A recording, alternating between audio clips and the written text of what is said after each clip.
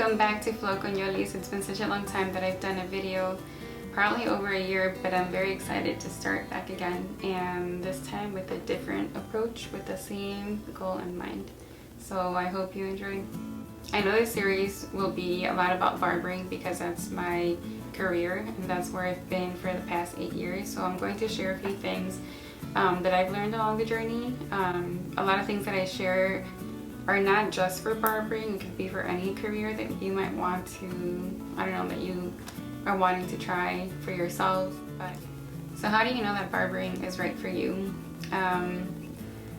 That's a really good question. But I think it's really good to know that in barbering, it's not just about hair. There's a lot more that goes into it.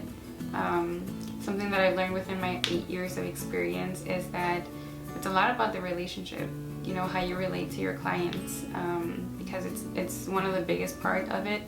Obviously you want to do a good job, you know, doing your fades and the beards and all that stuff, which that's actually something that I truly enjoy doing. But my favorite part about it is also like talking to people. And so if you're not really like fond of talking to people, maybe you might want to reconsider it. I'm not saying that barbering might not be right for you if you don't know how to talk to people, because it's something that I learned from my experience starting at 19, and actually like becoming a barber was an accident, which now I know that it's a blessing in disguise. I didn't really have good communication skills. I didn't really talk a lot. I mean, I still am kind of shy, but not as much. I think this job has, along the way, has taught me how to talk to people. So don't be discouraged if you're not as talkative. You will learn, because the way that it happened with me, I was really nervous every time I did a customer, but I realized that my way of distracting people from looking at the mirror or looking at what I was doing with their hair, I would ask a lot of questions, and but in the end it helped me, and more than overcoming my nerves from cutting hair, it also helped me to communicate and to be intentional with listening to people, and it's just been a great part of my job. I think I realized that I didn't only fall in love with doing men's hair, but I fell in love with communicating with people overall, women and men. But obviously like 90% of my clientele is men, and the 10% are my girlfriends, so like shout out to my girlfriends. But so that's one thing. And another thing for barbering, this industry is it's a lot of fun. It's very time consuming. Also, you might want to consider that you will be working a lot more on the weekends for barbers, especially if you're going to do a lot of fades and beards, and if your clientele is a lot of the younger side, which is mine, is like from high schoolers to like, well, I have a lot, so, but majority are like around my age, in their 20s.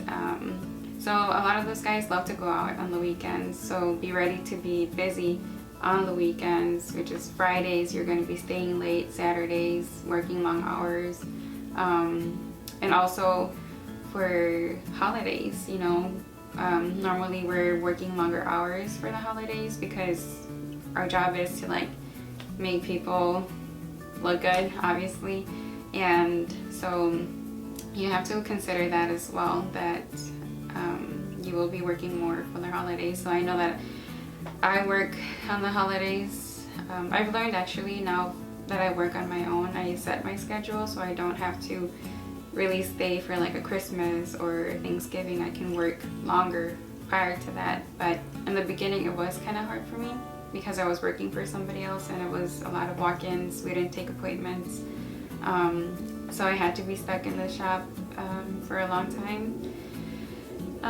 So that's one of the things. What else can I share with you? Obviously, all my advice for barbering is not just for women, it's also for men. I know this industry is very male dominated, but it's really exciting to see how many more women are joining it. And I do want to talk a lot about me being a woman in the barber industry and the things that I learned along the way and what I am doing now. as far as respecting myself and how I'm communicating with men throughout the day, and also as being a single girl, you know, in this arena. So, you know, I think along the way I've heard a lot of people say like, oh, I want to join the barbering industry because I want to make a lot of money. And I think that's a very hurtful way to approach any career. If you want to do something just for the money, you might want to reconsider that, because I think from my personal experience it's a lot better to do something that you're actually enjoying other than doing it just for the money. Because especially like speaking from this industry, people will know if you enjoy your job or if you don't, because if you're cutting hair all day and you're meeting people and you're not trying to connect or communicate with your client, they're probably not going to come back. Even if you are a good barber, people sense, you know, negativity, and it's not good for you, for your health, or for other people. So I just hope that you're not doing this for the money. You can make great money doing other things as well, and something that you actually enjoy. So I think it's really good to think about, okay, do I want to do this? Do I see myself doing this for 2 years or more? You know, then maybe it is the right thing. I know I always wanted to be a barber. Well, I didn't want to be a barber. I wanted to do women's hair. But like I said in the beginning, this kind of just happened accidentally. But I mean, I enjoyed it. It actually turned out way better than I expected.